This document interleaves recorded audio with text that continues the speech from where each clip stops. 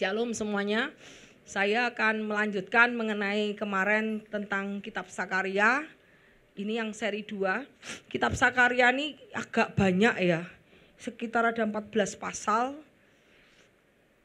Tapi agak banyak, tapi saya akan cepat-cepat karena ini agak banyak juga ya. Karena kitab Sakarya ini korelasi dengan kitab Wahyu dan korelasi dengan Yesus, kedatangan Yesus. Jadi kitab Sakarya ini adalah kitab profesi. Profesi itu nubuatan tentang kedatangan Yesus yang pertama dan yang kedua. Jadi di kitab Sakarya ini komplit sekali. Mengatakan tentang repentance. Repentance itu pertobatan dan profesi. Profesi itu nubuatan yang akan datang. Bahkan sebelum Yesus datang pun sudah dinubuatkan oleh kitab Sakarya. Sekarang kita lanjut supaya cepat yuk. Oke, kemarin kita sudah sampai ke 4 penglihatan. Yang keempat adalah penglihatan tentang pentahiran Imam Yosua. Jadi di sini ceritanya Imam Yosua sama Serubabel tadi gubernur itu untuk membangun bait Allah. Bait Allah sudah roboh. Jadi Yosua dibilang Iblis berkata bahwa kamu tidak layak membangun bait Allah karena kamu dosa. Saat itu Tuhan bilang kasih karunia tadi, anugerahmu. Jadi karena anugerah daripada Tuhan, Tuhan bilang aku akan membuat Imam Yosua layak dengan memberikan pakaian yang kotor diganti oleh pakaian yang bersih. Pakaian yang kotor itu seluruh dosa bangsa Israel saat itu ditaruh ke Yosua. Yosua itu imam. Itu persis dengan gambaran Yesus bahwa seluruh dosa dunia saat itu ditaruh ke siapa? Beban Yesus. Jadi Yosua ini adalah gambaran seluruh dosa orang Israel saat itu ditaruh ke Yosua. Setelah itu Tuhan mengganti pakaian Yosua yang kotor diganti pakaian yang bersih. Sama seperti pengorbanan Yesus. Setiap orang yang percaya kepada Yesus, dosanya sudah diampuni. Jadi dosa seluruh dunia saat itu yang dibebankan kepada Yesus. Dan pada Yesus menebus dosanya, setiap orang yang percaya kepada Yesus, dosa-dosamu sudah diampuni. Itu adalah anugerah. Jadi apa yang terjadi pada zaman ini itu adalah gambaran Yesus. Jadi penahiran Yosua itu adalah gambaran bahwa seluruh dosa dunia juga sudah ditahirkan oleh Allah Bapa lewat pengorbanan Yesus. Dengan kita diberikan pakaian yang putih. Saat kita dibaptis, itu kita sudah diberi jubah putih. Ingat saat kita sudah celup air, dibaptis, kau menerima Tuhan Yesus sebagai Juru Selamat yang hidup. Engkau dibaptis oleh nama Bapa, Putra dan Roh Kudus. Engkau menerima Yesus. Itu pakaianmu yang kotor itu sudah dibuang, diganti pakaian yang bersih. Ingat jangan kita mengotori lagi. Ya, kita harus tetap membuat pakaian yang sudah diberikan oleh Tuhan itu bersih dengan apa? Dengan firman-Nya. Firman ini yang menguduskan, firman ini yang membersihkan, firman ini yang menyucikan ya. Jangan ikut cara dunia. Cara dunia tadi kita tak mau ku hidup bagi dunia ini. Tak mau kompromi. Tadi udah nyanyi loh. Tak mau ku hidup bagi dunia ini lagi.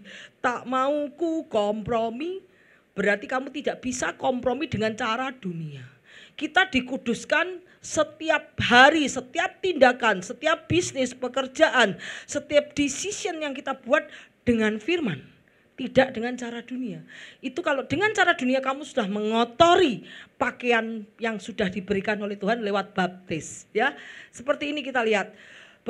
Berkatalah malaikat Tuhan, Tuhan menghardik engkau iblis. Tuhan memilih Yerusalem, kiranya yang menghardik engkau. Bukankah dia puntung yang ditarik dari api?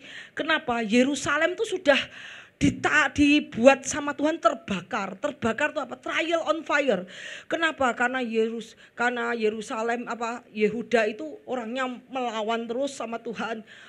penyembahan berhala, tidak bertobat sama Tuhan, ditaruh di trial on fire, ditaruh di dalam pembuangan selama 70 tahun di Babylon. Dia ditawan jadi budak. 70 tahun Israel jadi budak. Sampai akhirnya Tuhan udah ditarik dari budak, dari api. Makanya di sini dibilang Yerusalem adalah puntung yang ditarik dari api. Kenapa? Karena sudah ditaruh di dalam penderitaan selama Tuhan 70 tahun. Sekarang sama Tuhan dikasih karunia. Wes, hukumanmu sudah kasih karunia. Diangkat sama Tuhan. Tidak selamanya dihukum. Tuhan menghukum anak-anaknya untuk mendidik. Jadi dihukum, diangkat. Kemudian tanya itu, adapun Yosua mengenakan pakaian yang kotor waktu dia berdiri di hadapan malaikat, dia tanggalkan pakaian yang kotor daripadanya. Lihat, dengan ini aku telah menjauhkan kesalahanmu dan mengenakan pakaian pesta. Kemudian taruhlah serban tahir pada kepalanya. Maka mereka menaruh serban tahir pada kepalanya, mengenakan pakaian kepadanya, sedang malaikat Tuhan berdiri di situ. Jadi kesalahan Yehuda sama Tuhan dilupakan. Ya, dengan Yosua sebagai wakil imam yang berusaha. Imam itu apa tugasnya? Minta pengampunan kepada Tuhan. Yesus adalah high priest, imam agung. Yesus selama ini kita minta pengampunan sama Tuhan Yesus kepada Bapa. Jadi tujuannya Yosua untuk meminta ampun ke seluruh bangsa Israel kepada Tuhannya. Makanya Tuhan menahirkan Yosua, dosa-dosa Yehuda. Saat itu Israel diampuni oleh Tuhan, sehingga pakaian yang kotor diberikan sama Tuhan, pakaian pesta, sehingga layak berdiri di hadapan Tuhan. Kita tidak akan layak berdiri di hadapan Tuhan jika pakai pakaian kotor. Maka sebelum dia layak berdiri di hadapan Tuhan, harus diberikan pakaian yang bersih. Orang Lewi menghapus dosa dengan mencuci pakaian mereka. Kemudian Harun menunjukkan kepada mereka persembahan unjukan di hadapan Tuhan, mengadakan perdamaian mereka sambil mentahirkan mereka. Jadi istilah mencuci pakaian itu adalah kita harus kudus di hadapan Tuhan. Jadi tuh Yesus, jadi ditanya Yosua ini sudah disucikan, dimurnikan Tuhan supaya layak membangun bait Allah. Ya, kita seperti Efesus, kita lihat bahwa pakaian yang kotor sudah dilepas, kita diberikan pakaian jubah yang putih. Saat kita menerima Yesus sebagai juru selamat, saat dibaptis, kita sudah diberi pakaian baru. Pakaian dunia kita sudah hilang. Jadi jangan mengotori lagi cara hidup kita dengan cara dunia, tapi pakai cara firman Tuhan. Yuk kita lanjut. Kemudian lalu malaikat memberi jaminan, terus bilang sama Yosua, apabila engkau hidup menurut jalan yang kutunjukkan dan melakukan tugas yang kuberikan kepadaku, maka engkau akan memerintah rumahku, mengurus pelataranku. Berarti Yosua kalau dia melakukan firman Tuhan, Yosua akan menjadi imam-imam. Ingat loh, kita nanti akan menjadi imam-imam dan raja-raja. Ya, makanya Yosua akan ditunjuk sebagai imam dan raja-raja. Ya, untuk mengurus pelataranku, dan aku akan mengizinkan engkau masuk di antara mereka yang berdiri melayani di sini. Ya, jadi hei imam besar Yosua, engkau dan temanmu duduk di hadapanmu, sungguh kamu merupakan lambang. Karena sesungguhnya aku akan mendatangkan hambaku Tunas. Jadi Yosua itu lambang. Lambang itu apa? Jadi dia akan mewakili seluruh bangsa Yehuda Israel saat itu. Israel saat itu. Dan nanti lewat Yehuda akan datang lagi, lewat Yosua akan datang yang high priest, imam yang sesungguhnya, yaitu Tunas. Sesungguhnya batu yang terus serahkan kepada Yosua itu batu bermata 7. Karena Yosua suruh membangun bait Allah, batu bermata 7 yaitu meletakkan pondasi. Bermata 7 itu artinya banyak pengetahuan, kemahatauan Tuhan. Jadi sesungguhnya akan mengukirkan ukiran di atasnya, aku akan menghapuskan kesalahan negeri ini dalam 1 hari lewat Yesus. Jadi kesalahan dunia itu akan dihapuskan oleh Tuhan dalam 1 hari lewat pengorbanan Yesus di di kayu salib. Jadi ini sudah nubuatan bahwa yang nama nanti Yosua, kamu sebagai imam agung sekarang dari garis keturunanmu nanti akan aku datangkan yang namanya tunas, dan tunas itu akan menghapuskan keseluruhan kesalahan negeri ini, akan dihapuskan oleh yang namanya tunas. Tunas itu adalah Yesus Kristus yang mati untuk menebus dosa kita, dan barang siapa yang percaya kepadanya dosanya akan diampuni. Ya, tidak ada penghakiman, penghukuman orang yang hidup dalam Kristus Yesus. Jadi orang yang hidup di dalam Kristus Yesus, yang percaya kepada Yesus Kristus, tidak ada penghukuman lagi. Berarti itu adalah janji Tuhan, bahwa Tuhan akan menghapuskan kesalahan semua bangsa dalam satu hari. Dan terus kemudian aku akan menghapus pada hari itu tuh nanti Millennium Kingdom. Tuhan semesta alam, setiap orang daripadamu akan mengundang temannya duduk di pohon anggur, dan begitu sangat damai sejahtera, orang saling mengasihi satu sama lain, sama tetangga yang hari ini tidak bertegur sapa. Besok nanti pada Millennium Kingdom ada sukacita, ada damai sejahtera, ada kasih, orang tidak ada irinan. Tidak ada iri, tidak ada cemburu, tidak ada marah-marahan, tetapi semua akan saling mengasihi sama-sama lain, akan hidup damai sejahtera dan sangat makmur. Sehingga setiap orang akan mengundang temannya duduk di pohon anggur, saking orangnya sangat sukacita, damai, tidak ada pertengkaran, ya. Jadi ini yang akan terjadi di Millennium Kingdom. Jadi Yosua itu dipakai sebagai lambang bahwa dalam turunannya Yosua, turunannya Yosua akan timbul suatu tunas, seorang high priest yang akan memimpin bangsa seluruh dunia ke dalam damai sejahtera, ya, ke dalam Millennium Kingdom. Sesungguhnya kita lihat di ayatnya, sesungguhnya waktunya akan datang, demikianlah firman Tuhan, bahwa aku akan menumbuhkan tunas. Tadi tunas, aku akan menumbuhkan tunas adil bagi Daud. Ia akan memerintah sebagai raja yang bijaksana dan akan melakukan keadilan kebenaran di negeri. Pada zamannya Yehuda akan dibebaskan dan Israel akan hidup dengan tentram. Dan inilah yang namanya diberikan orang kepadanya, Tuhan keadilan kita. Jadi nanti zamannya Yesus, nanti Tuhan akan mengirimkan tunas, yaitu Yesus Kristus yang akan memerintah Israel dan seluruh dunia dan menjadi imam bagi kita sekaligus raja. Ya, jadi ini kalau ini kenapa ada domba yang bermata 7, itu adalah lambang bahwa Tuhan akan mengirimkan tunas yang akan menghapuskan dosa seluruh dunia dalam satu hari.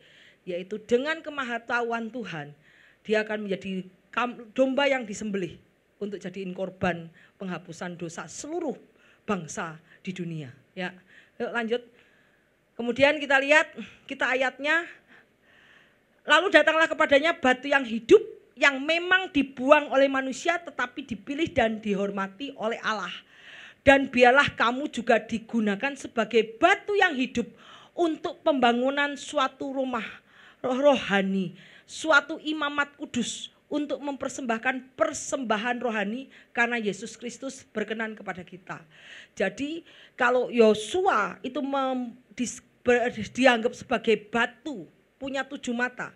Batu itu untuk peletakan bait Allah, untuk meletakkan bait Allah. Tetapi pada zaman Yesus, bait Allah kita bukan bait Allah yang gedung, betul ya?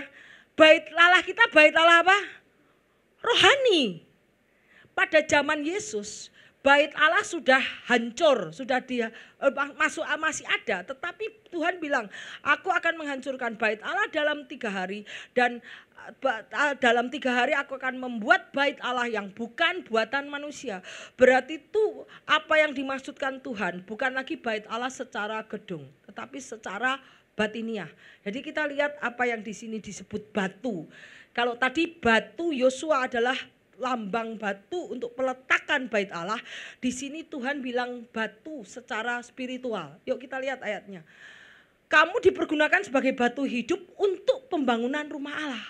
Jadi setelah Yesus, rumah Allah bukan lagi gedung, tapi hati kita. Ya. Jadi di sini batu digunakan sebagai bangunan, batu hidup untuk pembangunan rumah rohani. Sebab ada tertulis, sesungguhnya aku meletakkan di Sion sebuah batu tertulis. Sion itu di Yerusalem, ya. Sebuah batu terpilih, batu penjuru yang mahal. Siapa yang percaya tidak akan dipermalukan. Jadi di Sion Tuhan meletakkan pondasi. Pondasi itu batu penjuru, yaitu Yesus sendiri. Apa yaitu? Yesus sendiri adalah firman-Nya, ya. Batu penjuru yang mahal, siapa yang percaya tidak akan dimalukan. Karena itu bagi kamu yang percaya, ia mahal.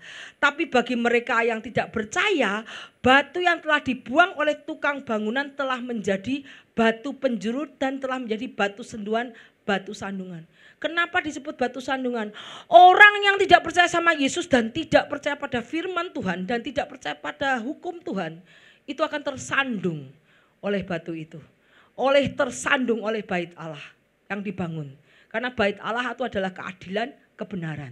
Ya, jadi kita lihat mereka tersandung karena mereka tidak taat pada firman Allah. Ya, tetapi kamulah bangsa yang terpilih, imamat yang rajani, bangsa yang kudus, umat kepunyaan Allah, supaya kamu memberitakan perbuatan yang benar, besar dari Dia telah memanggil kamu keluar dari kegelapan dan dari terangnya yang ajaib.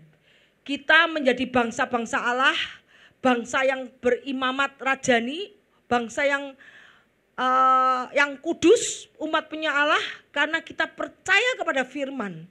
Jadi istilahnya bangunan yang kita bangun di dalam spiritual kita harus didasarkan oleh firman Tuhan.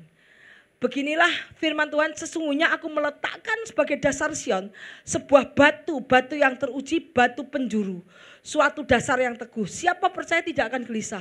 Dan aku akan membuat keadilan menjadi tali pengukur dan kebenaran menjadi tali sipat. Hujan batu akan menyapu bersih perlindungan bohong dan air lebat akan menghanyutkan pesumi. Jadi orang yang tidak adil, orang yang tidak jujur, orang yang tidak baik, yang jahat, mereka akan hancur oleh batu itu. Ya, jadi yuk lanjut, yuk itu batu penjuru dan kita lihat apa sih batu. Kita lihat batu itu apa? Setiap orang yang mendengar perkataanku dan melakukan, ia sama dengan orang bijaksana yang mendirikan rumahnya di atas batu. Bangunanmu batu, pasir, atau tanah liat. Kita lihat hati kita tuh dibangun, hati kita dibangun oleh batu atau pasir. Kalau pasir begitu ada masalah, ada apa, kamu akan murtad. Kamu lupa sama firman, kamu murtad. Aku tidak mau ke gereja lagi, kenapa? Hidupku susah-susah terus. Aku malas ke gereja. Itu kamu kebangunan rohanimu itu dibangun di atas pasir. Tetapi kalau bangunanmu dibangun di atas batu, artinya apa? Orang yang mendengar firman tetapi melakukannya, berarti hidupmu dibangun di atas batu. Kalau ada hujan, ada hujan lebat, ada petir, ada apa, dia tidak akan goncang. Karena hidupmu adalah pelaku firman. Tetapi barang siapa yang mendengar firman tidak melakukannya, kamu lagi tidak membangun hidupmu di atas batu, tetapi hidupmu di atas pasir.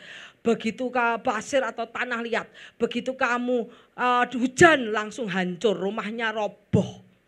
Ya, jadi hendaknya di sini Yosua berkata, Sakaria berkata mengenai batu secara yang sesungguhnya yaitu bait Allah, dan di sini adalah bait Allah. Ya, ini hendaknya kita juga dibangun di atas firman Allah. Ya, kita lihat, demikianlah kamu bukan lagi orang asing dan pendatang, melainkan kawan sekerja dan orang-orang kudus dan anggota keluarga Allah yang dibangun atas dasar rasul dan nabi dan Kristus Yesus. Jadi kita pun, rohani kita harus dibangun atas dasar rasul, atas dasar perkataan nabi, dan atas dasar Yesus Kristus. Jadi kalau yang kita lihat, bangunan bait Allah harus dibangun atas perkataan firman, atas kebenaran Yesus Kristus, bangunan kita harus dibangun atas dasar rasul, nabi-nabi, dan atas Yesus Kristus sebagai batu penjuru. Di dalam Dia tumbuh seluruh bangunan, rapi tersusun menjadi bait Allah yang kudus di dalam Tuhan. Ya, ingat tubuh kita juga bait Allah. Dibangun atas dasar rasul, perkataan nabi, dan Yesus Kristus sebagai batu penjuru. Batu penjuru itu adalah Yesus Kristus sebagai pedoman hidup kita, ya. Di dalam Dia tumbuh bangunan rapi tersusun menjadi bait Allah yang kudus di dalam Dia. Di dalam Dia kamu juga turut dibangunkan menjadi tempat kediaman Allah di dalam roh. Ingat, tubuh kita bait Allah. Pada saat kita melakukan firman Tuhan, kita membangun hidup kita di antara perkataan rasul, perkataan nabi, dan di dalam perkataan Yesus Kristus dan firman Yesus Kristus, kita akan, Roh Kudus akan berdiam di dalam hati kita. Kita menjadi tempat tinggalnya Yesus, ya. Ya, karena sejak Yesus, bait Allah sudah dipindahkan ke dalam hati setiap orang-orang yang percaya. Ya, dan barang siapa jatuh ke atas batu itu ia akan hancur. Barang siapa ditimpa batu ia akan remuk. Ingat patung Nebukadnezar. Batu ini melambangkan, batu yang dari gunung itu melambangkan kerajaan Allah. Kerajaan Allah Millennium Kingdom. Bahwa santi seluruh pemerintahan dari atas sampai bawah, tidak ada satupun kerajaan, penguasa di dunia yang bisa mengalahkan batu itu. Jadi kena batu aja seluruh raja-raja dunia akan hancur. Ya, kita lihat, karena Ia telah membuka jalan baru dan hidup kita melalui tabir, yaitu dirinya sendiri. Kita mempunyai seorang imam besar sebagai kepala rumah Allah. Ingat, waktu Tuhan sudah membuka tabir Allah, tabir di bait Allah. Dulu hanya imam yang bisa melihat bait Allah.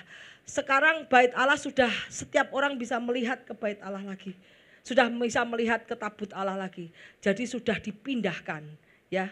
Jadi bait Allah ini sudah tidak lagi kudus, tidak lagi ada gunanya. Karena setelah Yesus mati di kayu salib, bait Allah ini pindah ke setiap orang yang percaya, ya.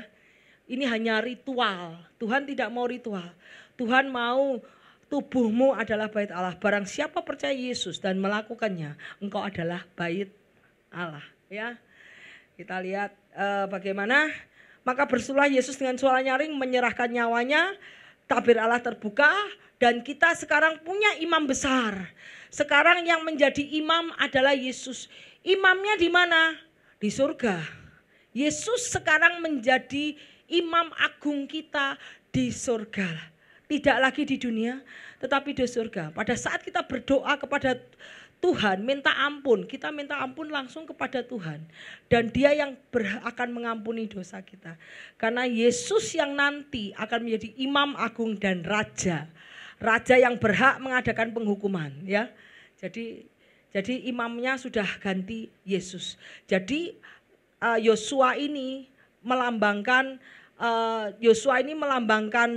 nanti setelah Yosua akan tumbuh tunas, yaitu Yesus yang akan menggantikan pekerjaan keimaman untuk menghapuskan dosa-dosa orang. Yuk, kemudian selainnya. Kemudian yang kelima kita lihat kandil emas dan pohon zaitun. Kemarin kita sudah ngomong bahwa dua pohon zaitun itu melambangkan orang yang diurapi, yaitu Zerubabel, gubernur, dan kemudian Yosua itu tadi high priest, kemudian Zerubabel adalah gubernur. Jadi untuk membangun bait Allah tuh dibutuhkan orang yang diurapi. Tidak bisa kamu membangun bait Allah untuk Tuhan, tetapi orangnya tidak berkenan sama Tuhan, tidak bisa. Harus Tuhan yang milih. Saat itu Tuhan memilih Zerubabel dan Tuhan memilih Yosua. Dan kemudian dari atasnya ini ada kemudian ini orang-orangnya dari di atasnya kaki Dian itu ada lampu, ada lilin. Dan lilinnya itu pakai minyak. Minyaknya diambil dari pohon zaitun yang dari duanya itu. Jadi istilahnya dari orang yang diurapi, urapan itu dari atas ke bawah. Jadi istilahnya untuk membangun bait Allah diperlukan orang yang diurapi. Tidak bisa setiap orang bangun bait Allah, enggak. Harus orang yang berkenan daripada Tuhan baru bisa membangun bait Allah yang diurapi. Ya, kita lihat ayatnya. Kemudian kembali malaikat, dibangunkannya aku. Apa yang kau lihat? Aku melihat tampak sebuah kandil dan tempat minyaknya di bagian atas. Kandil itu ada 7 pelitanya, adalah 7 carot pada masing-masing pelita dan di bagian atasnya. Dan pohon zaitun terukir padanya, satu di sebelah kanan di tempat minyak dan satu di sebelah kiri. Lalu berbicaralah aku kepada malaikat, apakah itu semuanya Tuanku?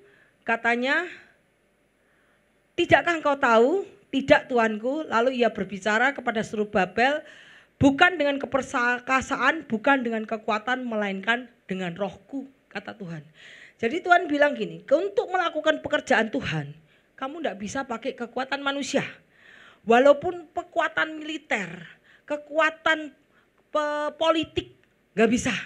Untuk melakukan pekerjaan Tuhan, untuk membangun bait Allah, kamu tidak bisa pakai kekuatan politik, pakai kekuatan militer, pakai kekuatan teknologi, pakai kekuatan apapun, tidak bisa. Harus pakai kekuatan roh Allah katanya. Dengan kamu meletakkan batu pertama, I will do the rest. I will do the rest. Tuhan bilang gini, kamu Zerubabel, kamu si Yosua, kamu meletakkan batu pertama. Nanti aku akan menyelesaikannya. Tidak tahu cara Tuhan menyelesaikannya. Aku akan menyelesaikannya. Kamu hanya simbolis saja meletakkan batu pertama. Pada saat kamu meletakkan batu pertama, kamu akan lihat bagaimana aku akan menurunkan berkat kepada kamu. Ingat kitab Hagai. Kenapa kamu membiarkan rumahku ibadah reruntuhan sedangkan kamu sibuk dengan urusanmu sendiri? Tidakkah kau ketahui pada saat kamu meletakkan pembangunan di dalam rumah ibadah, aku mulai memberkati kamu. Ya, sama seperti ini. Jadi Zerubabel dibilang sama Tuhan, peletakan batu pertama harus yang diurapi, kemudian setelah itu Tuhan akan melakukan the rest. Tuhan akan memberikan berkat, tidak tahu gimana caranya, Tuhan akan menyelesaikan pembangunan dengan cara Tuhan. Jadi itu yang terjadi. Jadi Tuhan bilang membangun rumah Tuhan tidak bisa dengan kepandaian sendiri, dengan jasmani, tetapi harus dengan kuasa dari Holy Spirit, Roh Kudus. Ya toh? Karena kita tahu Spirit of Tuhan itu punya knowledge, punya wisdom, hikmat, punya pengertian, punya kuasa banyak Spirit Tuhan. Jadi dengan pakai kuasa daripada Roh Kudus memampukan orang untuk membangun pekerjaan Tuhan. Ya, berarti harus dengan Roh Tuhan. Kemudian kita lihat Wahyu, aku memberi tugas kepada 2 saksi. Ini bait Allah di zaman Sakaria. Kemudian nanti di bait Allah ketiga yang akan dibangun di zaman Antikris. Nanti Tuhan juga akan mengutus 2 saksi. 2 saksi itu the anointed, orang yang diurapi. Ingat, Tuhan tidak menyuruh membangun bait Allah ketiga. Betul?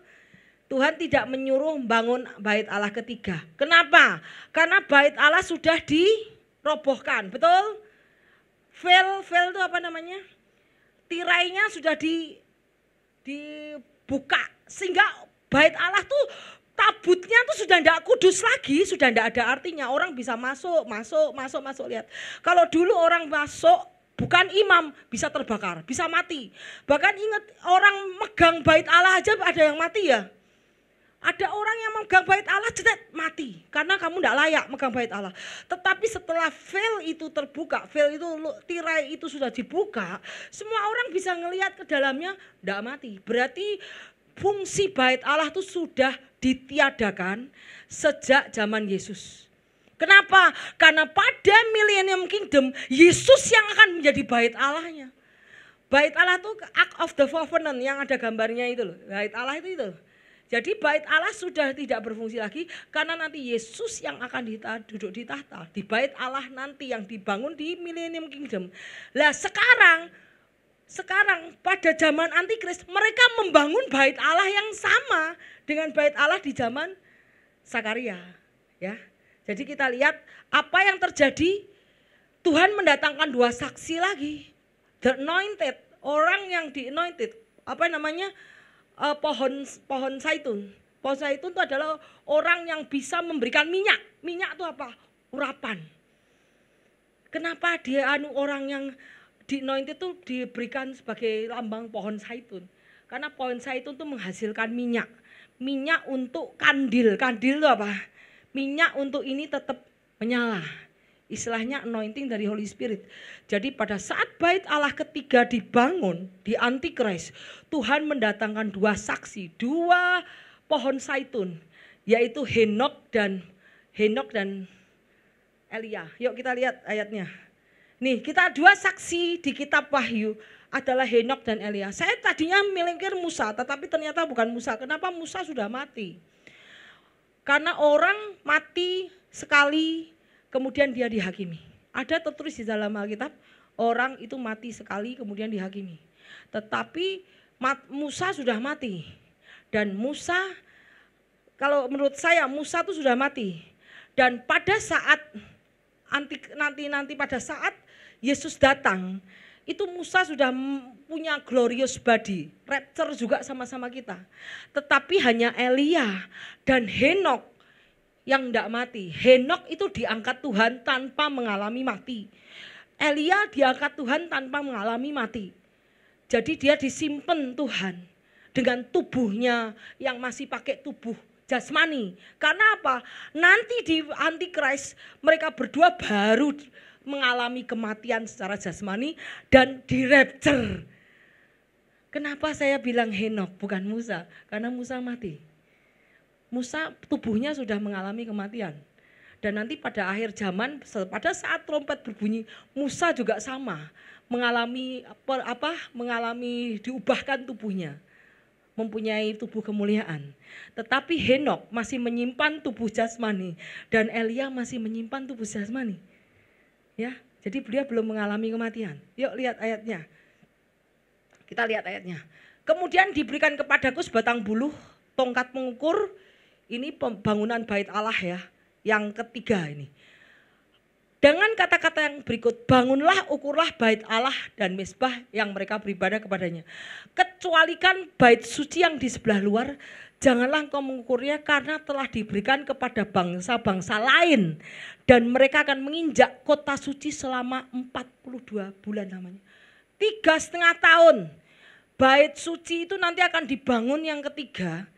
Tetapi sebetulnya lokasinya bukan di tempat bait suci. Di sebelah pelatarannya. Sebelah pelatarannya bukan di tempat bait suci yang sesungguhnya. Mungkin di tempat suci yang bait sesungguhnya sudah ada Masjid Al-Aqsa. Ya, jadi sebelahnya itu di antara namanya orang tuh bilang Kemah Daud, Pondok Daud itu di kawasan Yerusalem. Itu ada Masjid Al-Aqsa, masjid apa lagi? Ya Dome of Rock. Kemudian di samping-samping itu nanti akan dibangun bait Allah ketiga. Tapi di sini dikatakan sebelah pelatarannya. Dan orang akan menginjak kota-kota suci selama 42 bulan. Jadi nanti bait Allah ketiga dibangun tidak di persis sebetulnya posisinya tapi di pelatarannya. Dan ingat bukan Tuhan yang berkuasa di situ. Karena bait Allah sudah tidak kanggo lagi, sudah tidak berguna lagi, sudah di tirainya sudah disobek sama Tuhan. Jadi sudah tidak berguna lagi. Jadi kita lihat nanti, dan aku akan memberi tugas kepada 2 saksiku tadi, Henok dan Elia, supaya mereka bernubuat sambil berkabung 1266 hari.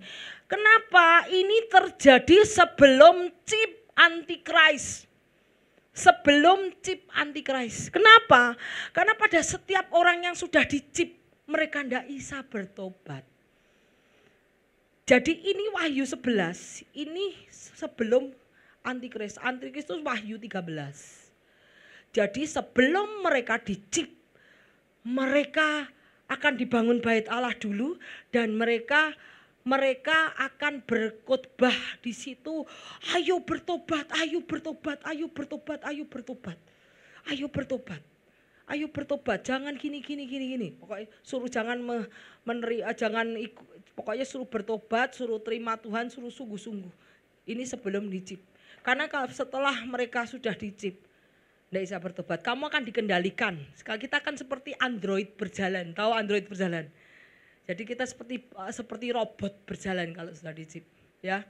Jadi orang tuh kalau saya tadi kemarin baca, orang kalau sudah menerima tanda chip itu jiwamu sudah langsung hilang.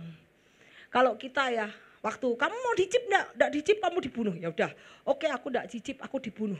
Waktu kamu mau dibunuh itu jiwamu sudah hilang. Melayang, udah diambil Tuhan, diterima Tuhan.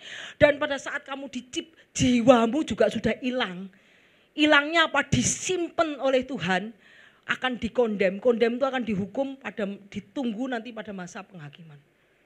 Karena apa? Tubuh kita tuh bukan milik dunia. Jiwa kita tuh milik siapa? Tuhan. Kita enggak bisa loh, kamu sell jiwa ke iblis, enggak bisa. You cannot sell your soul to iblis, enggak bisa. Karena soul kita itu balik ke Tuhan. Jadi pada saat engkau menerima chip, jiwamu sudah diambil oleh Tuhan, sudah masuk ke kondem. Kondem itu hukuman atau penghakiman. Dan siapa yang mengkontrol tubuhmu? Iblis dari bawah. Iblis, roh-roh antikris yang di bawah, iblis-iblis yang di bawah itu yang mengambil alih tubuhmu. Sehingga kamu bukan hidupmu lagi, kamu sudah berubah karena hidupmu dikontrol oleh iblis di bawah tanah. Sedangkan jiwamu yang sebenarnya sudah diambil oleh Tuhan. Kalau yang tidak nerima chip, engkau akan dibakar, yang terima chip, engkau akan dimasukkan ke perjamuan kawin anak domba. Yang tidak terima chip, disimpan, nanti pembakaran terakhir. Karena orang yang dihukum itu tunggu setelah masa milenium kingdom terakhir baru dibakar. Ya, itu ya ceritanya ya. Yuk, kemudian kita lihat mereka adalah kedua pohon zaitun, kedua kaki dian yang berdiri di hadapan Tuhan. Jikalau ada orang menyakiti mereka, keluarlah api menghanguskan mereka, dan jikalau ada orang yang hendak menyakiti mereka, orang itu harus mati secara itu. Mereka mempunyai kuasa menutup langit supaya jangan turun hujan selama mereka bernubuat. Mereka mempunyai kuasa atas segala air untuk mengubahnya menjadi darah dan untuk memukul bumi dengan segala malapetaka setiap kali mereka menghendakinya. Dan apabila mereka telah menyelesaikan kesaksian mereka, ini dua saksi itu, setelah mereka selesai bernubuat, selesai kesaksian, kemudian apa? Binatang yang muncul dari itu akan memerangi mereka, mengalahkan mereka, membunuh. Di sini membunuh. Jadi kita tahu bahwa nanti Henok dan si Elia akan dibunuh oleh antikris. Di sini bilang, apabila mereka telah menyelesaikan kesaksian, tugas mereka selesai, Henok dan Musa akan dibunuh. Kemudian dan mayat mereka akan tergeletak di jalan raya yang disebut Sodom dan Mesir. Mayat mereka akan tergeletak di atas jalan raya kota besar yang secara rohani disebut Sodom dan Mesir, di mana juga Tuhan mereka disalibkan. Tuhan disalibkan di mana? Dan mayat mereka ada di situ tergeletak selama 3,5 hari. Dan orang-orang dari segala bangsa, suku dan bahasa, kaum melihat mayat mereka 3,5 hari lamanya. Orang itu tidak memperbolehkan mayat mereka dikuburkan. Jadi mayatnya Henok sama Elia nanti di depan, mereka lagi bernubuat, mereka lagi minta seluruh dunia itu bertobat, tetapi mereka tidak mau mendengar. Dan mayat mereka diperangi oleh antikris, mereka mati, dan mayat mereka tergeletak 3,5 hari di luar, dan mereka yang diam di atas bumi bergembira. Bergembira loh, ada nabi dibunuh, bergembira. Berarti saking bejatnya orang-orang itu. Mereka berpesta, saling mengirim hadiah, karena kedua nabi itu merupakan siksaan bagi setiap orang yang diam di bumi. Karena setiap orang berbuat jahat. Kalau ada orang yang baik, kamu tidak boleh tahu gitu, jengkel. Kalau setiap orang berbuat jahat, kalau ada orang yang baik pasti dimusuhi. Makanya mereka berkirim hadiah, senang karena nabi itu mati. 3,5 hari kemudian masuklah roh kehidupan dari Allah ke dalam mereka, sehingga mereka bangkit dan semua orang melihat menjadi takut. Jadi Henok dan Elia masuk roh kehidupan, mereka bangkit. Dan orang-orang yang mendengar suatu suara nyaring dari surga, naiklah kemari. Lalu naiklah mereka ke langit, diselubungi awan, disaksikan musuh-musuh mereka. Berarti Henok dan si Elia rapture tuh, dikasihin roh Allah. Ya, roh manusianya mereka mati. Dikasih roh Allah, ditransfigurasi, kemudian mereka naik ke atas dan rapture. Karena hanya Henok dan Elia yang tidak mengalami kematian jasmani. Dan saat dibunuh oleh Antikris bahwa mereka mengalami kematian jasmani tapi dihidupkan kembali oleh Tuhan dan rohnya, dan kemudian naik ke atas baru rapture. Ya. Kemudian kita lihat, janganlah kamu memberi dirimu disesatkan oleh dengan cara bagaimanapun juga, sebab sebelum hari itu harus datanglah dahulu yang murtad, yaitu lawan yang meninggikan Allah di atas segala yang disembah sebagai Allah. Bahkan ia duduk di bait Allah dan menyatakan diri sebagai Allah. Jadi bait Allah yang ketiga nanti yang akan dibangun, yang tempel ketiga nanti yang dibangun di Israel sekarang, itu yang bertahtanya bukan lagi Yesus, tetapi Antikris. Ya, nah nanti bait Allah keempat, ya, bait Allah keempat ini akan dibangun di Millennium Kingdom. Yang menjadi bait Allah adalah Yesus sendiri. Semua orang boleh lihat, boleh datang karena veilnya sudah disobek. Jadi setiap orang boleh menghadap Tuhan dengan ucapan syukur, dengan penyembahan. Bukan bait Allah Salomo. Bait Allah Salomo masih veilnya tutup. Tapi bait Allah yang akan datang di Millennium Kingdom, bait Allah dengan Yesus yang duduk di tahta, dan setiap orang boleh datang menyembah dan boleh datang berkunjung, bahkan memberikan persembahan. Itu yang bait Allah keempat yang akan didirikan oleh Tuhan di Millennium Kingdom. Ya, yuk kita lanjut. Nah, dan siapakah engkau gunung besar? Di depan Zerubabel engkau menjadi rata. Ia mengangkat batu utama, segang orang itu bersorak bagus, bagus. Gunung itu dimenyatakan kerajaan besar. Kerajaan besar pun di depan batu Yesus akan runtuh. Kan kita tahu bahwa batu Yesus itu melambangkan, batu yang dilambangkan Yesus melambangkan kerajaan Allah. Sebarang kerajaan yang ditimpa oleh batu akan runtuh. Jadi kerajaan semua akan meruntuh menjadi tanah rata. Kemudian tangan Zerubabel telah meletakkan dasar rumah ini dan tangannya juga akan menyelesaikannya. Maka kamu mengetahui bahwa Tuhan semesta alam mengutus aku kepadamu. Terus yang 7 itu mata Tuhan, ya. Sebab siapa yang memandang hina hari peristiwa yang kecil ini, mereka akan bersukaria melihat batu pilihan di tangan Zerubabel. Batu ini yang 7 ini adalah mata Tuhan menjelajah seluruh bumi. Lalu berkatalah aku kepada, apa arti kedua pohon zaitun yang di sebelah kanan dan sebelah kiri kandil, yang tadi pohon zaitun. Untuk kedua kalinya berbicaralah aku kepadanya, arti kedua dahan pohon zaitun di samping kedua pipa emas tadi adalah orang yang diurapi, yang berdiri dekat Tuhan di seluruh bumi. Utusan Tuhan. Jadi kalau pada zaman Sakaria, utusan Tuhan saat itu adalah gubernur Zerubabel dan Yosua. Tetapi pada zaman nanti, pada zaman Antikris nanti, utusan Tuhan adalah Henok dan Elia. Itu adalah orang yang diurapi Tuhan untuk membawa pesannya, untuk menjadi utusan Tuhan untuk di bumi. Ya, yuk kita lanjut. Kemudian yang keenam, penglihatan tentang gulungan kitab. Kita belajar lagi tadi mengenai pohon pohon zaitun, itu utusan Tuhan untuk membangun bait Allah. Nanti juga utusan Tuhan datang untuk menjadi pesan-pesan di akhir zaman. Sekarang kita lihat apa yang dilihat Sakaria adalah gulungan kitab yang terbang.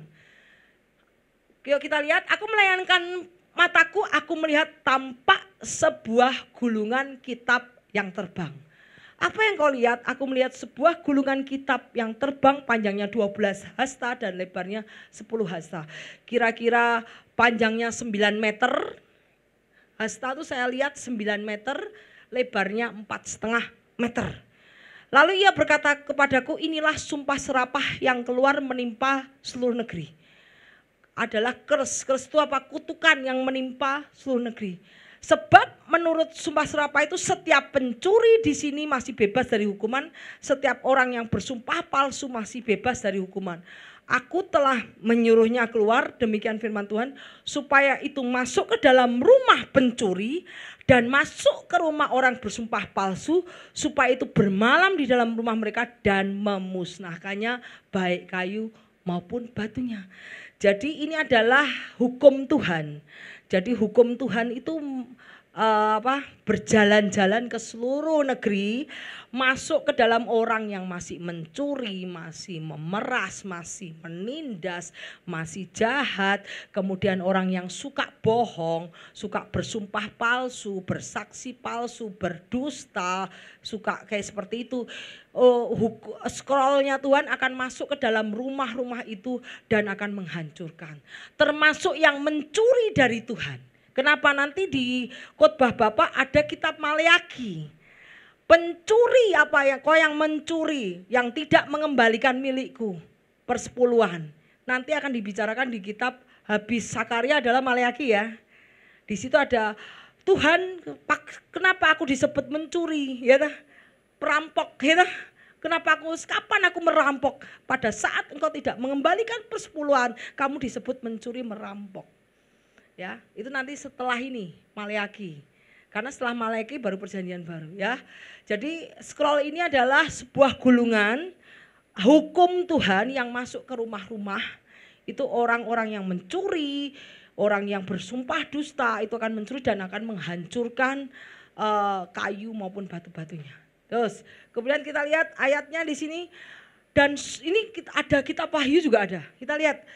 Dan suara yang kudengar dari langit berkata, pergilah ambillah gulungan kitab yang terbuka dengan malaikat yang berdiri di atas laut dan di atas bumi. Di kitab Wahyu juga ada malaikat berdiri di atas laut bumi mengambil kitab. Kitab itu hukum Tuhan. Lalu aku pergi kepada malaikat dan meminta kepadanya supaya memberikan gulungan kitab kepadaku. Katanya, ambil makanlah dia, kitabnya disuruh makan. Ia akan membuat perutmu terasa pahit, tapi di mulutmu ia terasa manis seperti madu. Lalu aku mengambil kitab itu dari tangan malaikat dan memakannya. Di dalam mulutku ia terasa manis seperti madu, tapi setelah aku memakannya perutku menjadi pahit rasanya. Maka ia berkata kepadamu, engkau harus bernubuat lagi kepada banyak bangsa, bahasa dan raja. Apa artinya? Ambillah kitab di tanganku, kata malaikat, makan. Kitab itu adalah hukum Tuhan. Kalau dimakan perutmu pahit tapi di mulut manis. Artinya apa? Hukum Tuhan kalau kamu lakukan, kamu menyukai hukum Tuhan dan kamu melakukan terasa manis. Tetapi kalau kamu tidak melakukan hukum Tuhan, kamu jadi pahit. Jadi kutuk, jadi pahit, jadi hukuman. Jadi perintah Tuhan itu adalah suatu hukum. Dalam kerajaannya hukum. Dan pada saat dia datang memerintah sebagai raja, dia akan menegakkan apakah hukum itu sudah dilakukan atau tidak. Dengan scroll. Scroll itu apa? Scroll itu apa? Hukum yang berjalan.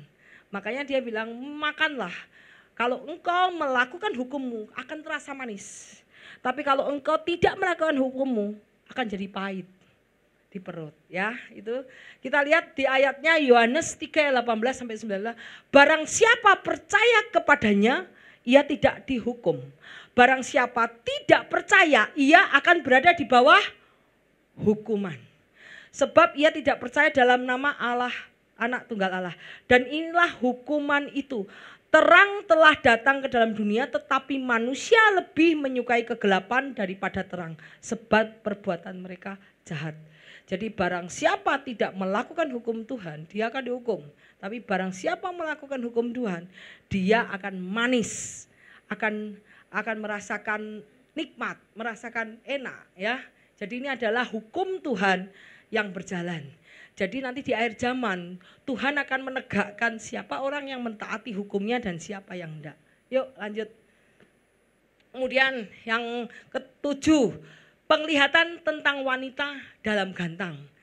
Tadi scroll yang melayang, sekarang penglihatan tentang wanita dalam gantang. Tampilah malaikat berbicara dengan aku, katanya, cobalah layangkan matamu dan lihatlah apa yang muncul. Lalu tanya aku, apakah itu yang muncul adalah sebuah gantang. Gantang ini menyatakan kejahatan manusia. Ini kejahatan manusia. Di seluruh kejahatan manusia tuh gambarnya gantang. Gantang tuh ukuran tuh kayak banyak gitu. Inilah kejahatan manusia di seluruh negeri. Lihat, tutup timah gantang itu telah terangkat dan seorang perempuan duduk di dalamnya. Kemudian berkatalah ia, itulah kefasikan. Lalu didorongnya perempuan itu kembali ke dalam gantang dan dibantingnya batu timah itu ke mulut gantang. Jadi yang muncul dari gantang itu adalah nabi palsu atau penyesatan atau religion palsu, agama palsu, penyesatan di dunia, cara-cara duniawi ini, Babylon system. Itu adalah wanita-wanita yang digantang itu, yang menyukai kemewahan, orang mamon menyukai mewahan. Jadi itu adalah wanita digantang ini. Dan ini adalah kejahatan manusia. Dan wanita digantang itu adalah penyebar nabi palsu, penyebar religion palsu, penyebar cara-cara duniawi yang menjauhkan dari Tuhan.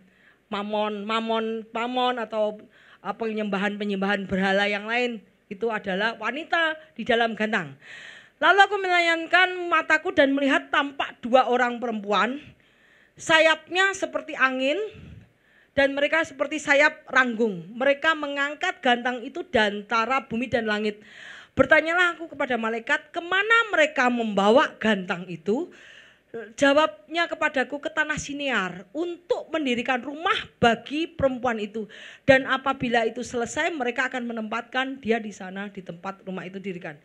Jadi Tuhan bilang, manggil malaikat, ambil perempuan dan gantang itu, larikan dari Yerusalem, larikan ke tanah Sinear. Tanah Sinear itu Babylon. Babylon itu penyembahan Nebukadnezar. Patung Nebukadnezar, ingat ya? Babylon itu patung Nebukadnezar, Babylon. Yerusalem kan sudah dikeluarkan dari Babylon, balik lagi ke sini. Lah perempuan gantang itu dipindahkan dari Yerusalem pergi ke Babylon. Karena di Babylon itu banyak penyembahan berhala. Mereka mendirikan patung-patung, jadi orang-orang yang jahat, orang fasik, penyembahan berhala semua dilarikan dari Yerusalem menuju ke Babylon. Kenapa? Tuhan tidak mau ada kejahatan di Yerusalem. Tuhan tidak mau ada penyesatan di Yerusalem. Tuhan tidak mau ada agama-agama palsu di Yerusalem. Tuhan tidak mau ada nabi-nabi palsu di Yerusalem. Makanya Tuhan nyuruh dari Yerusalem dibuang ke Babylon. Buang ke Babylon. Kenapa? Orang-orang jahat dikumpulkan di Babylon. Kenapa? Nanti sudah kumpul banyak orang jahat dibakar sama Tuhan. Tujuannya Tuhan seperti itu. Kemudian dan aku melihat bait suci di dalamnya, sebab anak Tuhan adalah bait suci. Ya, demikian juga anak domba itu nanti.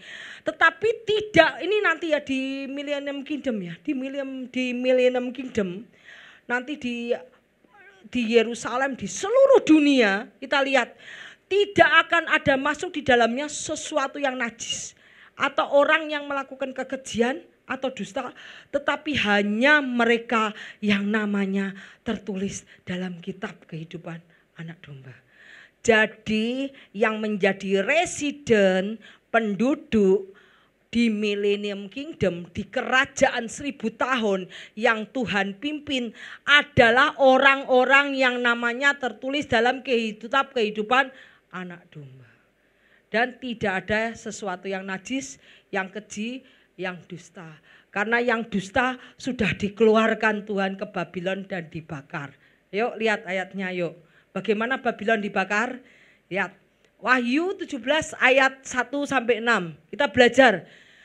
Lalu datanglah ketujuh dari 7 malaikat yang membawa ketujuh cawan itu berkata, mari sini, aku akan menunjukkan putusan dan pelacur besar. Wanita itu yang digantang disebut pelacur. Yang duduk di tempat yang banyak airnya. Banyak airnya itu di antara bangsa-bangsa. Dengan dia raja-raja di bumi telah berbuat cabul dan penghuni-penghuni bumi telah mabuk oleh anggur percabuannya. Nabi palsu, dia dikasihi janji-janji palsu sebagai agama palsu kepada seluruh dunia. Dalam roh aku dibawa ke padang gurun, aku melihat seorang perempuan duduk di atas binatang, tertulis dengan nama hujat. Binatang itu mempunyai 7 kepala 7 tanduk.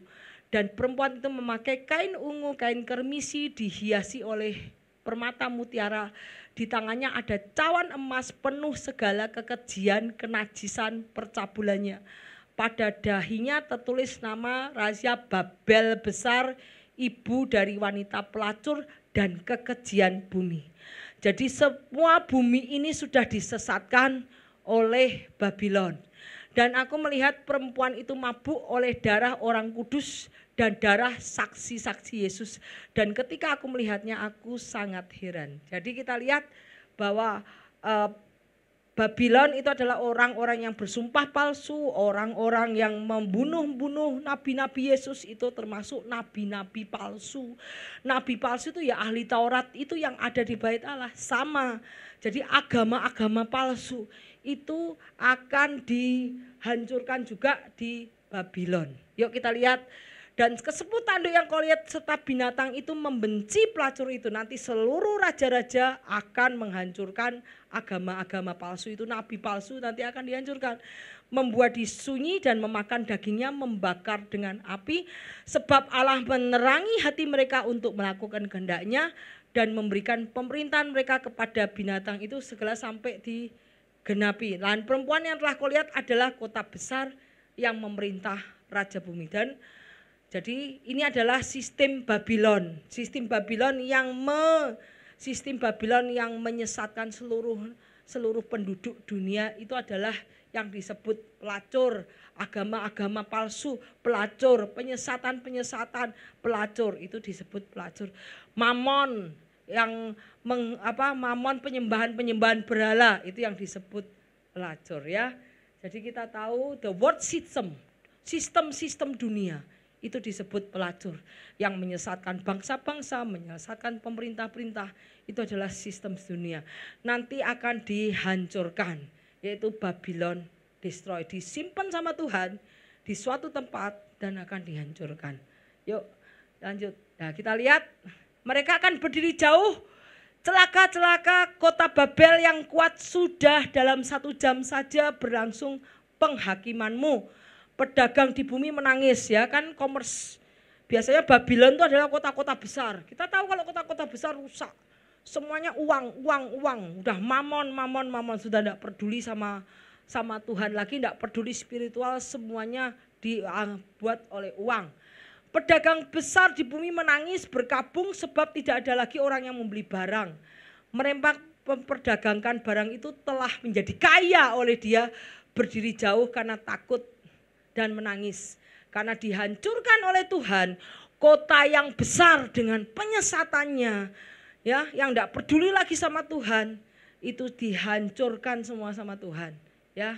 Jadi sudah rubuh Babel, semua sudah rubuh.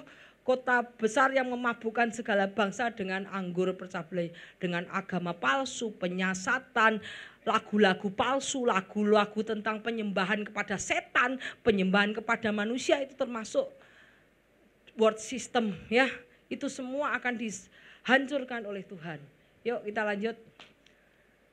Ya, kemudian yang ke-8, ini penglihatan terakhir yang ke-8. Jadi kita tahu bahwa nanti sistem dunia itu akan dihancurkan sama Tuhan, termasuk dengan orang-orangnya yang memakai sistem dunia. Kita lihat ketika terakhir penglihatan tentang keempat kereta. Aku melayangkan mataku, maka aku melihat tampak keluar 4 kereta di antara 2 gunung. Adapun gunung-gunung itu adalah gunung tembaga. Kuda pertama adalah kuda merah, kuda perang ini, kuda war. Kedua kuda hitam. Kuda hitam itu adalah maut ya atau kelaparan. Kereta ketiga adalah kuda putih. Kuda putih itu penyesatan. Dan kereta keempat adalah kuda belang-belang berloreng-loreng. Berbicara kepada aku kepada malaikat yang berbicara kepadaku, apa arti semuanya ini Tuanku? Semuanya ini keluar ke arah keempat mata angin setelah mereka menghadap Tuhan ke seluruh bumi. Yang ditarik kuda hitam itu ke tanah utara, putih keluar ke arah barat, berbelang ke arah selatan. Jadi penghakiman Tuhan itu dilakukan ke segala ketiga empat. Ke utara, ke Mesir, ke Babylon, ke seluruh dunia untuk menghakimi orang-orang yang tidak melakukan firman tadi. Yang merah keluar gelisah hatinya tidak menjawab. Pergilah jelajahilah bumi, maka mereka menjelajahi bumi. Kemudian berteriaklah kepadaku, lihat mereka yang keluar di tanah utara menentamkan rohku di utara. Kenapa menentamkan roh Tuhan? Karena judgment sudah dilakukan sehingga Tuhan menjadi tenang. Pada saat Tuhan melakukan hukumannya, semua kereta-kereta dikirim ke seluruh empat penjuru mata angin untuk melakukan hukumannya bagi siapa orang yang tidak melakukan firman-Nya. Ya, jadi ini sesama dengan kitab Revelation. Tuhan mengirimkan war, mengirimkan wabah penyakit, mengirimkan kelaparan, bahkan orang yang percaya dusta dikasih penyesatan sekalian. Orang yang percaya dusta, yang dikasih tahu ndablek, dikasih tahu firman tapi tidak mau percaya sama Tuhan, diberikan penyesatan sekalian supaya dia tidak selamat.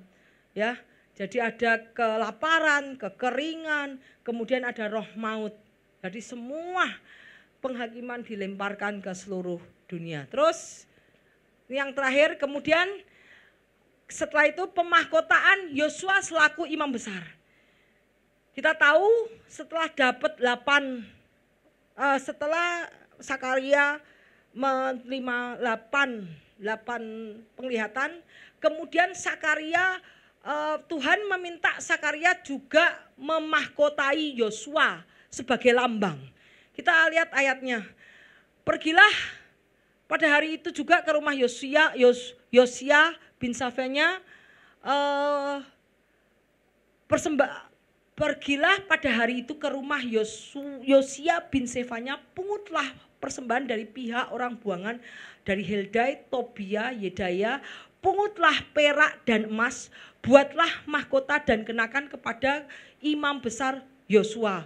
Katakan kepadanya, beginilah firman Tuhan, inilah orang yang bernama Tunas. Ia akan bertunas dari tempatnya, ia akan mendirikan bait Allah. Ya toh? Jadi Tuhan akan mendirikan bait Allah. Dialah yang akan mendirikan bait Tuhan. Dialah yang akan mendapat keagungan dan akan duduk memerintah di tahtanya. Jadi Tunas ini, ini adalah lambang bahwa Yosua akan dia bilang gini, Sakaria bilang, kamu kumpulkan orang buangan, minta emas perak sama dia, bikinkan crown, mahkota untuk imam Yosua tadi yang membangun bait Allah. Bikinkan imam untuk Yosua. Apakah terus di sini Yosua sebagai king? Enggak. Sebagai gambaran bahwa nanti di kerajaan yang akan datang akan ada yang namanya Tunas. Dia akan menjadi imam dan menjadi raja yang akan membangun bait Allah, yaitu di Millennium Kingdom, di kerajaan 1000 tahun. Dan di sebelah kanannya akan ada imam dan pemufakatan tentang damai di antara mereka. Dan mahkota itu akan tetap tinggal di bait Tuhan sebagai tanda peringatan. Dan mahkota itu akan tetap tinggal di bait Allah, ya. Jadi nanti pada zaman 1000 tahun Tuhan akan mendirikan bait Allah dengan Tuhan sendiri sebagai imam dan sebagai raja yang akan tinggal di memerintah sebagai raja di Millennium Kingdom. Ceritanya seperti itu. Suatu tunas akan keluar dari tunggul Isai dan taruh akan tumbuh dari pangkalnya. Pada waktu itu, masa itu aku akan menumbuhkan tunas keadilan bagi Daud. Ia akan melaksanakan keadilan dan kebenaran di negeri. Jadi di sini pemahkotaan Yosua itu menjadi simbol bahwa nanti juga akan ada orang yang akan menjadi imam dan menjadi raja. Imam dan raja siapa kalau tidak bukan Yesus? Karena Yesus sebagai imam agung kita, yang mengampuni kita dari segala dosa, dan Yesus sebagai raja yang nanti akan memerintah di bumi, ya. Terus kemudian yuk, orang jauh akan datang untuk turun membangun bait Allah, maka kamu akan mengetahui bahwa Tuhan semesta alam yang ngutus kepadamu. Hal ini terjadi apabila kamu dengan baik mendengarkan suara Tuhan. Nanti di zaman milenium bukan hanya orang Yahudi yang akan membangun bait Allah, tetapi orang-orang bukan Yahudi semua akan membangun bait Allah. Semua akan datang ke bait Allah di Yerusalem, bahkan menyembah Tuhan, memberikan persembahan, akan mengakui Yesus sebagai juru selamat. Sebagai juru selamat dan sebagai raja, istilahnya seperti itu. Pada orang-orang jauh itu bukan hanya Yahudi, tetapi orang-orang bukan Yahudi akan datang. Karena itu ingatlah bahwa kamu orang Yahudi bukan menurut daging. Kita bukan orang Yahudi, tetapi kita adalah disebut orang tidak bersunat, orang yang menanamkan dirinya, yaitu karena ingatlah bahwa dahulu kamu sebagai orang bukan Yahudi menurut daging, yang disebut orang-orang tak bersunat oleh mereka yang menamakan dirinya sunat, yaitu sunat lahiriah. Tetapi Tuhan bilang jangan sunat lahiriah saja, tetapi kita harus sunat hati. Dan kita bukan orang Yahudi, tetapi yang waktu itu kamu tanpa Kristus tidak termasuk kewargaan negara Israel. Tidak mendapat bagian dalam ketentuan yang dijanjikan, tanpa pengharapan, tanpa Allah. Jadi kalau dulu, makanya orang-orang bilang, Bu, ini Alkitab ini kan buat orang Yahudi. Bu, Alkitab ini kan buat orang Israel. Kamu kan bukan orang Lewi, kamu bukan orang Yahudi. Bu, ini bukan berlaku kita, itu salah. Ada pendeta yang bilang, Ibu, itu kan kita kan bukan orang Lewi, jadi kita tidak harus menuruti hukum yang di sini. Bu, itu kan kita kan bukan Yahudi. Semua perkataan Tuhan kan untuk orang Yahudi, untuk orang Israel. Tapi di sini berkata, waktu itu kamu tanpa Kristus. Kamu tidak berhak menerima janji karena kamu bukan orang Israel, bukan orang Yahudi. Kita lihat, tidak termasuk kewarganegaraan Israel, tidak mendapat bagian dari ketentuan yang dijanjikan. Kamu tidak punya harapan karena kamu tanpa Allah. Tapi bersyukur, tetapi sekarang kamu ada di dalam Kristus Yesus. Tetapi kamu yang dahulu jauh telah menjadi dekat oleh darah Yesus. Ngerti gak? Jadi kalau orang bilang kamu bukan menjadi warga negara Israel, oh tidak. Kenapa? Karena aku sekarang adalah warga negara kerajaan surga. Karena aku keluargaannya adalah warga negara surga.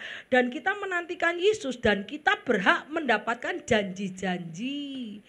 Apa yang dijanjikan kepada warga Israel, kepada warga Yahudi, kita berhak mendapatkan janji. Karena yang dahulu kita jauh, kita dekat. Karena kita menerima Yesus, kita hidup di dalam Kristus Yesus. Kita menjadi warga negara kerajaan surga yang berhak mendapatkan janji juga. Ngerti gak? Ya, jadi kita bukan lagi disunat secara lahiriah, tetapi bisa menjadi disunat secara hati. Makanya waktu itu saya pernah ada konflik. Memang ibu sunat, kalau sunat kamu berhak mendapat janji Allah. Oh tidak, tetapi di sini bilang bahwa orang yang tidak bersunat oleh mereka namanya sunat, yaitu sunat lahiriah. Tapi kita sunat hati. Kenapa sunat hati? Karena dengan Yesus Kristus, Yesus Kristus itu kita tidak hidup oleh hukum Taurat. Betul, kita tidak lagi hukum oleh hukum Taurat, tapi kita hidup kasih karunia. Betul? Puji Tuhan, kalau tidak ada Yesus kita tidak berpengharapan. Yang dapat janji siapa? Orang Israel, orang Yehuda. Karena mereka biji mata Tuhan. Tetapi karena kasih karunia, karena oleh darah Yesus, kita yang hatinya jauh dari Tuhan, kita jadi dekat. Kita yang tadinya bukan warga negara surga, kita jadi warga negara surga yang berhak mendapatkan janji-janji Tuhan. Apa yang dijanjikan kepada bangsa Israel lari ke kita karena kita percaya kepada penebusan kita, penebusan Yesus. Amin. Yuk ya, jadi kita yuk kemudian lagi yuk. Kemudian untuk berpuasa dan keadilan sosial. Wah, ini sampai. Saya selesaikan sebentar nih. Berpuasa pada tahun yang keempat Raja Darius datanglah firman Tuhan. Ini juga untuk menanyakan para imam semesta alam kepada, haruskah aku sekalian menangis berpantang dalam bulan yang kelima seperti yang telah kamu lakukan bertahun-tahun? Ini hukum lagi. Kenapa? Pada saat pembuangan Yerusalem dihancurkan, Nabi Nebukadnezar menghancurkan bait Allah, mereka nangis, berpuasa. Bait Allah dihancurkan, nangis berpuasa, bait Allah dihancurkan. Setelah Serubabel bilang, Tuhan bilang sama Serubabel sama Yosua, kamu bangun bait Allah. Bait Allah sudah dibangun. Dia bilang, Tuhan, apakah dengan bangunnya bait Allah kita harus berpuasa lagi atau harus berpuasa lagi atau berpantang lagi dengan bangun Allah? Tuhan bilang, oh tidak perlu. Itu ritual itu apa? Kebiasaan, tradisi, tidak. Nah gitu. Terus Tuhan bilang gini, apa katanya? Firman Tuhan kepadaku, katakan kepada seluruh rakyat negeri pada imam, ketika kamu berpuasa meratap dalam bulan kelima, ketujuh, selama 70 hari, apakah kamu sungguh-sungguh berpuasa untuk aku? Dan ketika kamu makan, ketika kamu minum, bukankah kamu minum makan untuk dirimu sendiri? Bukankah firman Tuhan yang telah sampaikan Tuhan dengan perantaraan para nabi dahulu, ketika Yerusalem dengan kota sekelilingnya masih didiami orang, masih sentosa, tanah Negeb dan masih didiami. Nah, terus Tuhan bilang, apa kata Tuhan? Apakah Tuhan itu berkenan kepada korban bakaran, korban sembelian, sama seperti mendengarkan suara Tuhan? Sesungguhnya mendengarkan suara Tuhan, bahkan melakukannya itu lebih baik dari korban sembelian, memperhatikan lebih baik daripada lemak-lemak domba jantan. Jadi buat Tuhan, puasa enggak penting kalau hatimu tuh enggak baik. Kalau hatimu masih jahat, suka menindas orang, hatimu enggak sungguh-sungguh sama aku enggak melihat caramu berpuasa. Tuhan bilang, yuk lanjut yuk. Lihat nih, firman Tuhan. Laksanakan hukum yang benar, tunjukkanlah kesetiaan kasih sayang. Hukum yang benar itu bukan berpuasa, bukan berpantang, tetapi tunjukkan kesetiaan dan kebaikan dan kasih sayang kepada setiap orang. Itu hukum yang benar. Hukum yang benar adalah kasihilah Tuhan Allahmu dan segenap hatimu dan kasihilah sesamamu manusia. Bukan puasa, bukan berpantang, kata Tuhan.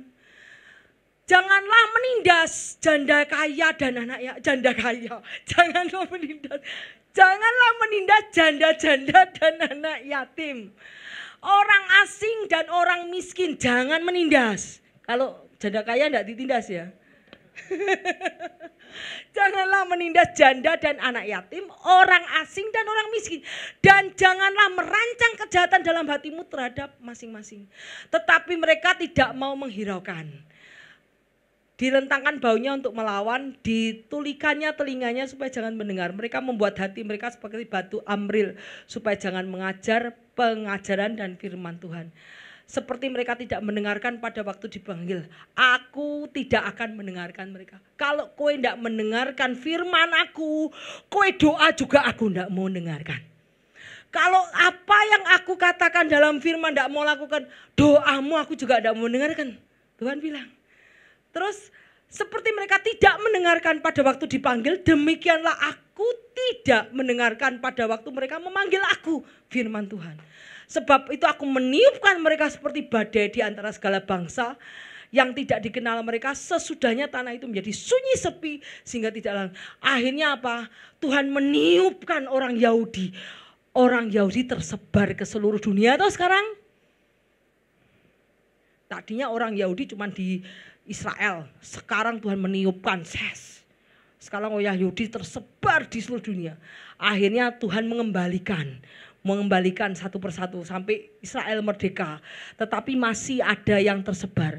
Nanti pada Millennium Kingdom Tuhan akan menyatukan seluruh orang Israel ngumpul di Israel. Menyatukan orang Yahudi seluruh ngumpul di Israel. Ya. Kemudian kita lihat,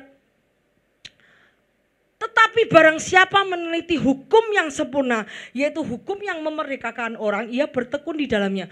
Jadi bukan hanya mendengar.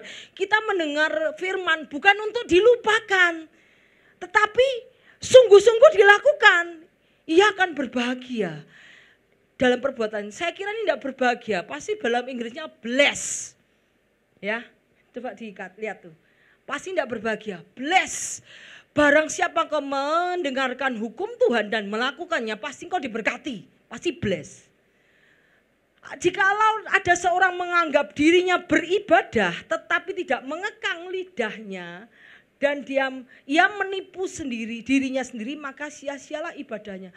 Ibadah yang murni dan tidak bercacat di hadapan Allah Bapa ialah mengunjungi yatim piatu dan janda-janda, bukan janda kembang ya. Ialah ibadah yang murni yang tidak bercacat di hadapan Allah Bapa ialah mengunjungi yatim piatu dan janda-janda dalam kesusahan mereka dan menjaga supaya dirinya sendiri tidak dicemarkan oleh dunia. Ya. Nah, jawab Yesus, jika seorang mengasihi aku, ia akan menuruti firman-Ku dan Bapa-Ku akan mengasihi dia. Dan kami akan datang kepadanya dan diam bersama-sama dengan dia. Barang siapa tidak mengasihi aku, kata Yesus, ia tidak menuruti firman-Ku. Dan firman yang kamu dengar itu bukanlah daripadaku, tetapi dari Bapa yang mengutus aku. Jadi kalau engkau mengasihi Tuhan, engkau akan menuruti firman Tuhan. Terus yuk, ya, terakhir ya, ya, pemulihan Sion. Jadi pemulihan Sion nanti Sion Yehuda akan dipulihkan. Ini cerita pemulihan Sion ini nanti cerita pada zaman Millennium Kingdom. Yuk kita lihat ayatnya. Aku berusaha untuk Sion. Tuhan tuh sayang banget sama Yerusalem. Saya lihat Tuhan tuh sayang banget sama bangsa Israel. Sayang banget sama Yerusalem. Jadi dia berusaha ngampuni, ngajar, ngampuni, ngajar. Terus ngampuni, ngajar. Aku berusaha untuk Sion.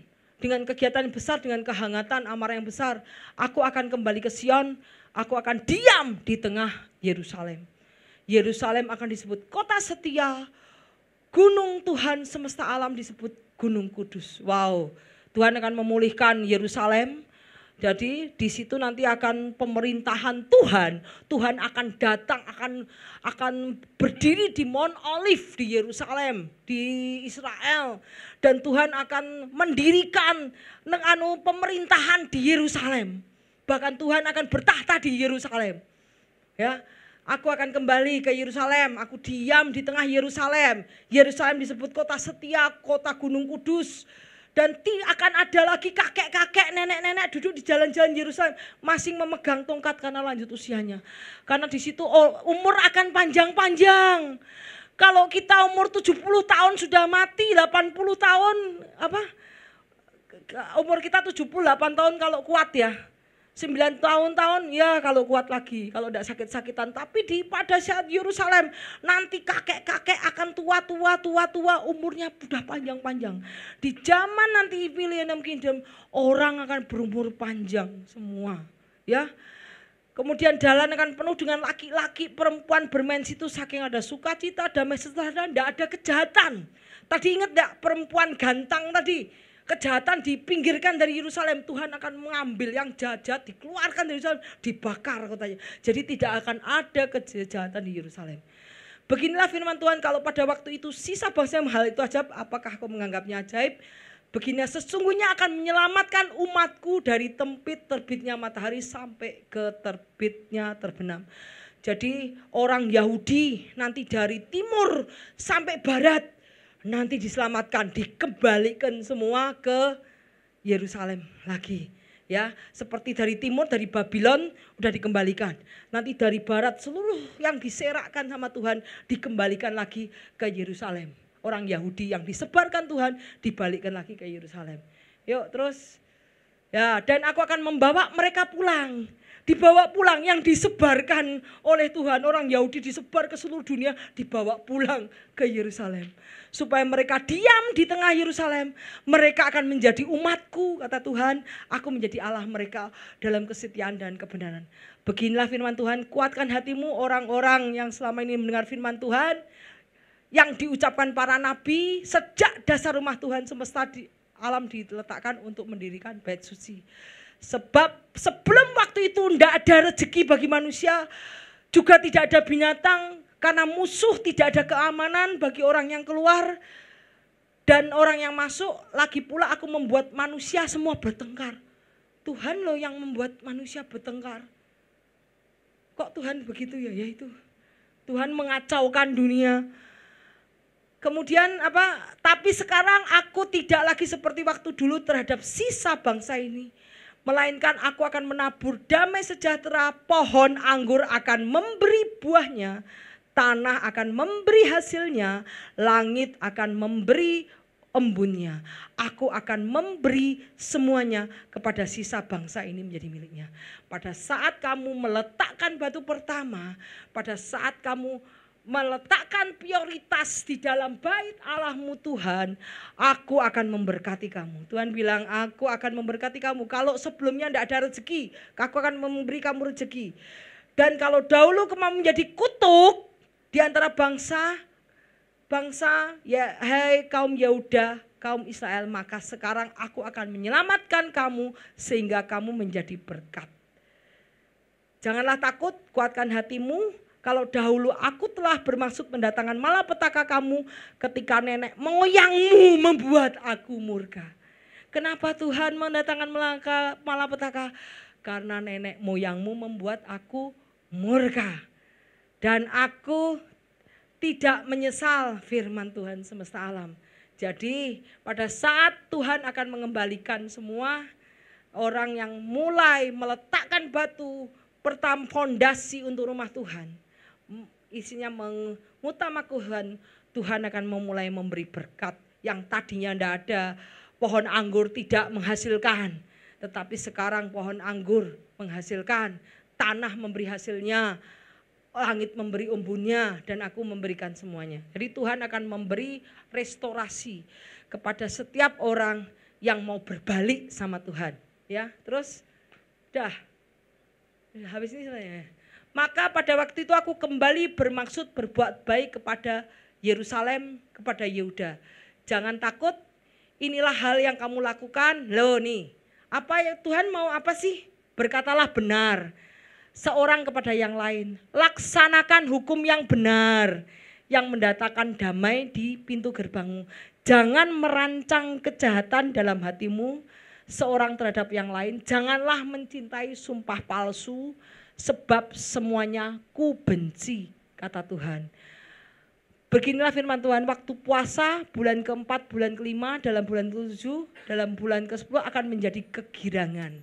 Dan menjadi waktu-waktu perayaan menggembirakan bagi Yehuda. Cintai kebenaran dan damai. Ya, dan penduduk kota satu akan pergi ke penduduk kota yang lain. Marilah kita pergi untuk melunakkan hati Tuhan dan mencari Tuhan. Jadi banyak bangsa dan suku bangsa yang kuat akan datang mencari di Yerusalem dan melunakkan hati Tuhan. Jadi ini ceritanya tentang Millennium Kingdom, bahwa Tuhan Yesus akan menjadi raja di sana dan banyak bangsa akan mencari Tuhan, akan berusaha menyenangkan Tuhan dan akan datang ke Yerusalem. Banyak yang akan datang untuk menyembah Tuhan, memberikan persembahan kepada Tuhan, dan mereka akan rame-rame untuk membangun bait Allah, untuk mempersembahkan sesuatu bagi Tuhan di bait Allah yang Tuhan dirikan. Dan bait Allah bukan lagi Tuhan yang bukan lagi seperti kotak bait Allah, tapi Tuhan yang akan bertahta di atasnya. Jadi itulah tentang tentang cerita kitab Sakarya mengenai apa yang terjadi di dalam dunia ini, apa yang terjadi di dunia yang akan datang, di mana Yesus akan memerintah bumi sebagai rajanya. Ya, Tuhan Yesus memberkati.